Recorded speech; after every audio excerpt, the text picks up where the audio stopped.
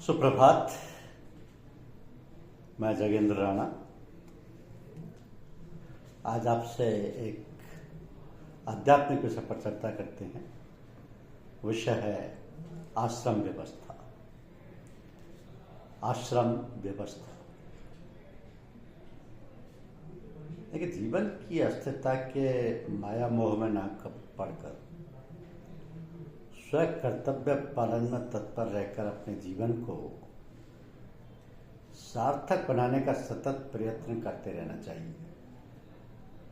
जो समय मिला उसका सदुपयोग करना चाहिए और जो आगे पीछे की ओर देखने और सोचने से क्या लाभ, गया वक्त तो फिर आता नहीं। अपने देश को, देश या विदेश में जो महान पुरुष हुए हैं, जिन्होंने महान कार्य किए हैं या भांति भांति के आविष्कार किए हैं, जिन्होंने दिन को दिन और रात को रात नहीं समझा, इतना अथक परिश्रम किया जिनकी जनसाधारण कल्पना भी नहीं कर सकता, ये होता तभी है जब हम अपना तनिक भी समय व्यर्थ न जाने दें। यह व्यर्थ तभी हो सकता है जब माता पिता अपने बच्चों को बचपन से ही काम कराने का अभ्यास कराएं। तो बच्चे प्यार से फुसलाने से जितनी बात मानते हैं उतनी डांट फटकारने से नहीं।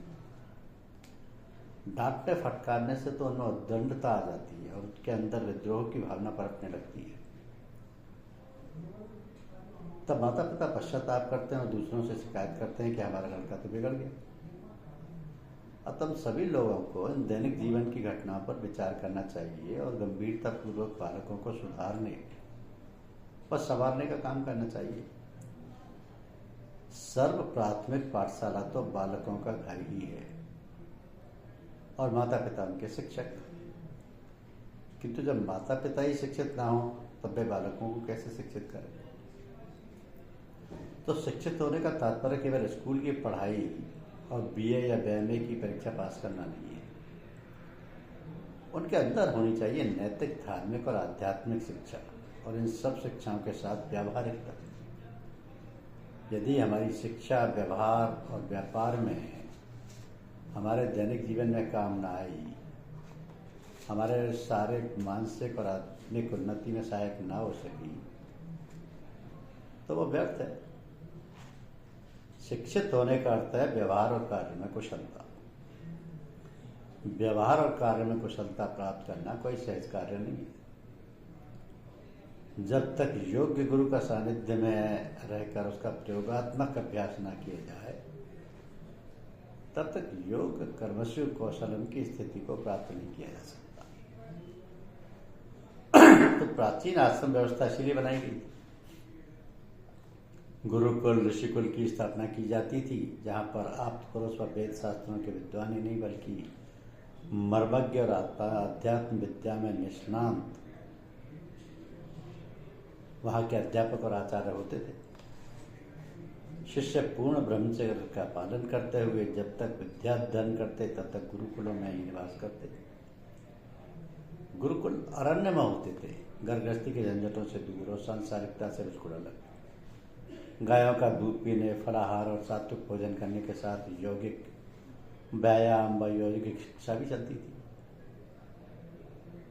तो अध्यापन की पद्धति तथा दैनिक दिनचर्या ऐसी होती थी कि शारीरिक, मानसिक और आध्यात्मिक उन्नति के साथ होती जाती। जो विद्यार्थी जिस विषय में पारंगत होता है उसके उपाधि से उसे विभूषित किया जाता है। उसके बाद वह गृहस्थ आश्रम में प्रवेश करता था। तो आश्रम व गुरुकुल के सारे ऋषि, मुनि, आचार्य, उपाचार्य, शिक्षक गृहस्थ ही होते थे।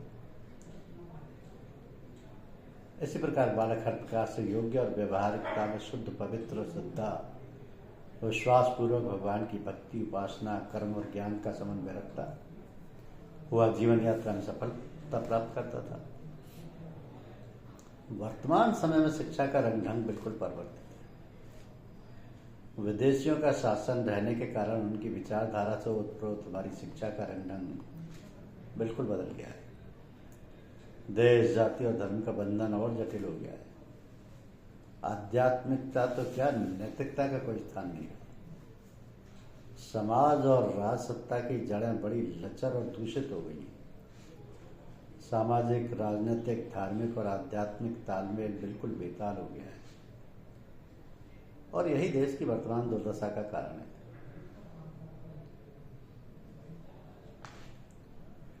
तो सभी लोगों को सद्भावना व सक्रिय सहयोग की आवश्यकता है। आश्रम में यह और भी आवश्यक हो जाती है, क्योंकि विचित्र बात है मनुष्य में, जहां और मनुष्यतर बच्चे पैदा होते ही उछलते कूदते और मां का दूध पीने लगते हैं, वहां मनुष्य का बच्चा अपने आप कुछ भी करने में समर्थ नहीं होता। मलबा मूत्र का त्याग स्वयं करता है, किंतु खाना पीना अपने आप नहीं कर पाता। तो माता उसे दूध पिलाती है, उठाती है, बिठाती है, सुलाती है, जबकि जानवरों के बच्चे ये सब क्रियाएं स्वयं करने लगते हैं। मनुष्य का बालक बिना सिखाए कोई काम नहीं कर पाता। माँ बच्चे की हर बात का ध्यान रखती है। जब बच्चा रोता है तब माँ उसकी परख करती है कि बच्चा क्या चाहता है। चतुर माँ ये सब समझती है। बच्चे को भूख लगी होगी तब वह रोएगा, प्यासा होगा तब भी रोएगा, नींद लगी होगी तब भी रोएगा, जब मलमूत्र त्याग करने की इच्छा होगी तब भी रोएगा, किंतु हर बार के रोने में अंतर होगा। माँ हर वक्त बच्चे को देखती है, पास बैठती है, सब काम करती है, तो उसे अंदाजा हो जाता है कि बच्चा किस कारण रो रहा है, और फिर वही काम करती है जिससे बच्चा शांत हो जाता है। तो उस प्रकार हम देखते हैं कि सब बातें सिखानी पड़ती हैं। बच्चा केवल संकेत करता है कि वो क्या चाहता है, और माँ उसकी सहायता करती है। इस तरह शनै शनै बच्चा बढ़ता है और उसके क्रियाकलापों में परिवर्तन आता जाता है। माँ उसकी आया बधाय का काम करती है और शिक्षक का भी। इसलिए शास्त्रों में कहा गया है कि मार्त देवो भवे। बड़ा होने पर जब चलने फिरने लगता है तब पिता भी देखभाल करने व खिलाने बनाने लगता है। वह उसको बात करना, बोलना, अभिवादन करना सिखाता है, और रहन सहन, व्यवहार, बर्ताव और बोलने की रीति नीति भी सिखाता है। इसके बाद बच्चा पाठशाला जाने लगता है, विद्या अध्ययन करता है। इसलिए कहा जाता है कि पितृ देवो भवे, आचार्य देवो भवे। आचार्य उनको शिक्षा दीक्षा देकर संसार में रहने के बाद जीविकोपार्जन के उपाय सिखाता है। तो जिस प्रकार की उसकी रुचि होती है उसी प्रकार की शिक्षा के साधन मिलते रहते हैं। इस प्रकार वह बराबर सीखता रहता है। कहने का तात्पर्य है कि मनुष्य पैदा होने से युवावस्था तक सीखता ही रहता है। बड़ा होने पर उसको अपने सामने आदर्श रखना पड़ता है कि वह किस प्रकार और क्या बनना चाहता है।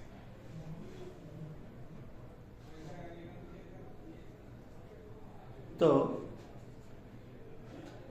भगवान कृष्ण ने जन्म से लेकर अपने अंत समय तक वह आदर्श उपस्थित किए जिनको आदर्श मानकर वह अपने सामने रखकर बालक से वृद्ध तक प्रेरणा दे सकते हैं। जीवन के किसी भी स्तर पर हो, हमें भगवान के चरित्रों से प्रेरणा मिलती है।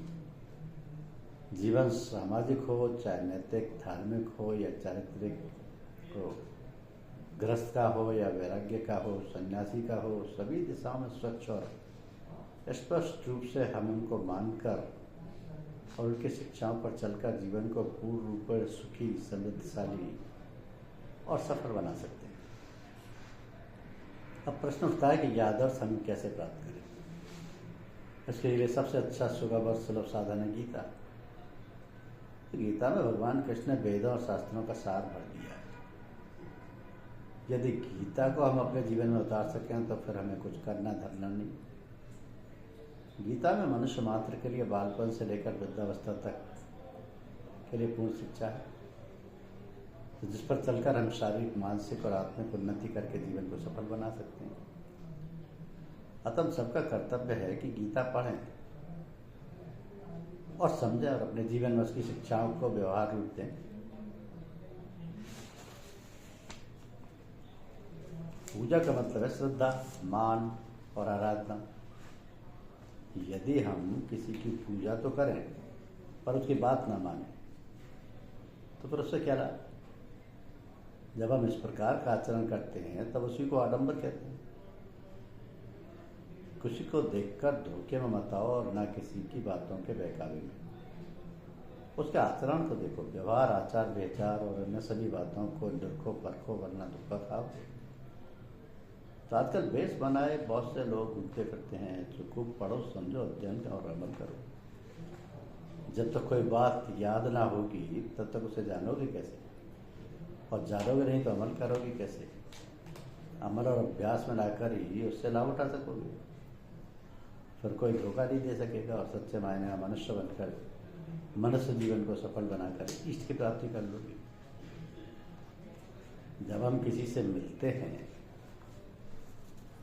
और इस प्रकार मिलते हैं कि हम में और उस मिलने वाले में कोई फर्क या कोई अंतर नहीं रहता, हम दोनों में किसी प्रकार का कोई भेदभाव नहीं रहता, तो ये भाव ही नहीं उठता कि ये कौन है अथवा हम कौन है। तब फिर किसी प्रकार की भिन्नता नहीं रहती और एक प्रकार के आनंद की अनुभूति होती है। एक अद्भुत प्रकार का रस आता है जिसका वर्णन नहीं किया जा सकता। यह अनुभूति तब मालूम होती है जब तीसरा व्यक्ति आ जाए हम दोनों के मध्य, या कोई ऐसी घटना घट जाए जिससे हम दोनों का मनोचाट हो जाए। तब हमें उस स्थिति का भान होता है और ऐसा लगता है कि वे क्षण कितने मधुर, स्फूर्ति और आनंद के थे, जब हम दोनों की विचारधारा, हम दोनों का ख्याल एक था। तब हमें किसी दूसरे की, किसी दूसरी चीज की चाहना तो दूर रही, कल्पना मात्र भी नहीं थी। कैसा अपूर्व आनंद था उस समय हमें, इसका बोध तब होता है। तो ये कोई ऐसी बात है जिसका भारी अनुभव हम में से किसी को ना हुआ हो। ऐसे क्षण जीवन में प्राय आ जाते हैं। अब हम विचार करें कि यदि ऐसी बात हो जाए, यदि कोई भावना हमारे अंतर में भर दे जिससे हमारी ऐसी दशा पैदा हो जाए कि संसार के प्राणी मात्र से हमारा ऐसा ही स्नेह, ऐसा ही लगाव हो जाए, ऐसे ही भाव उदा हो जाए जिससे हम सबसे सारे प्राणी मात्र से नहीं, सभी जीव जंतुओं से, सभी जंतुओं से ही क्यों, सारे वृक्षों से, पेड़ पौधों से, पृथ्वी और आकाश से, सितारों, सूर्य और चंद्रमा से, वायु जल के सभी वस्तुओं से एक ऐसी प्रीति और प्रतीति हो जाए जहाँ अपने और पराये का विचार ही ना उठे, जहाँ अपनापन का ही भास हो, बल्कि ये भास भी ना रहे कि एकत्व हो, अद्वैत्व हो। तब फिर क्या? अरे तब तो समझ लीजिए आपको भगवान का साक्षात्कार हो गया, आपको उस परम सत्ता का दर्शन हो गया, आपने आत्म तत्व को पा लिया। इस प्रकार की दशा का वर्णन सहज है, सुनने में भी बहुत प्रिय है, किंतु वास्तविकता से बहुत दूर है। वह दशा और वह अलौकिक स्थिति है। इसका कारण यह है कि हमारे अंतर में इतनी बनावट आ गई है, इतनी अहंता ममता पैदा हो गई है, हम अहम में इतने तल्लीन हो गए हैं कि प्रत्येक वस्तु हमें हमसे दूर अलग समझ पड़ती है। हमारे अंतर में द्वैत का पर्दा इतना मोटा हो गया है कि सब कुछ अलग, अनोखा, विचित्र और अपने में दूर दिखलाई पड़ता है। तो ये जो अहम ममता का भाव है और ये जो दुई का पर्दा है, इसी से हमारा सारा खेल बिगड़ गया है। तो कठिन है कहना, सुनना, करना, धरना, सोचना, समझना, सब कुछ कठिन हो गया है। इतना जाल हमारे अंतर में पड़ गया है जिससे हम विवश हैं वैसा सोचने और समझने और करने को। ये मोह जाल, मोह का फंदा आकर आया कहाँ से? ये विचार ही नहीं उठता हमारे हृदय में। यदि विचार हो और हम उस पर मनन करें तो कुछ प्रकाश मिले, किंतु हमें इतना समय ही नहीं मिलता। हमारे पास इतने काम धंधे हैं कि हमें जरा भी सोचने समझने का अवसर नहीं मिलता। कहीं कथा वार्ता है, भगवत चर्चा हो रही हो तो हमें फुर्सत नहीं रहती, लेकिन सिनेमा, नाटक, नौटंगी, नाच रंग के लिए समय तो अपने आप ही निकल आता है। तो उसके लिए तो हमें सोचना विचारना नहीं पड़ता। भला क्यों? इसलिए कि उस प्रकार के संस्कार हमें जकड़े। यही तो है माया मोह का जाल। और ये हुआ कि अपने ही कर्मों से धीरे धीरे उनमें रमते रमते ऐसे रम गए हैं कि बस उसी के हो गए।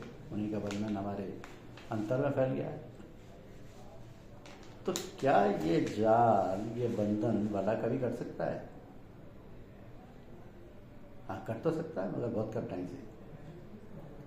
कहीं किसी संत महात्मा का दर्शन हो जाए तो दर्शन मात्र से ही हमारे अंतर में हलचल मच जाएगी और जाल छिन्न होने लगेगा और अंतर्द्वंद भी मच जाएगा।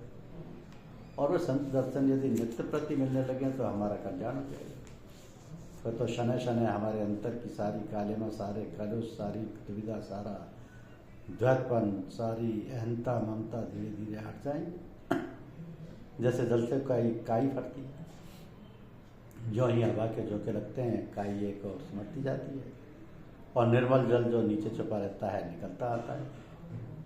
इसी प्रकार जब संत दर्शन मिलते हैं और नित्य प्रति का सत्संग होता है तो हमारी आत्मा जो नित्य प्रति निर्मल और विमल है उस पर से मल विक्षेप और आवरण हटते जाते हैं और आत्मसत्ता अपने असली रूप में सिमटकर सारी व्यर्थ की वस्तुओं को हटाकर अपना निज का साम्राज्य जमा लेती है और हम विशुद्ध रूप में अपने असली भाव में आकर निर्मल बनकर सद्व्यवहार, सदाचरण, सत्य भाषण व सत्य कर्म में प्रवृत्त होकर सहज भाव, सहज स्वरूप व भगवत सत्ता के प्रकटीकरण का हेतु बनकर संसार को आलोक प्रदान करने लगते हैं।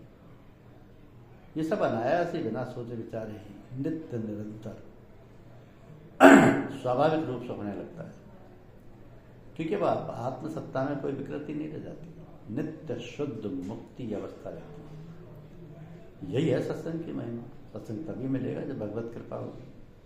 अतः हमें भगवान से प्रार्थना करनी चाहिए कि वह हमें ऐसे संत महात्मा से मिला दे जिससे हमें उनके पास पहुंचने का मार्ग मिल जाए।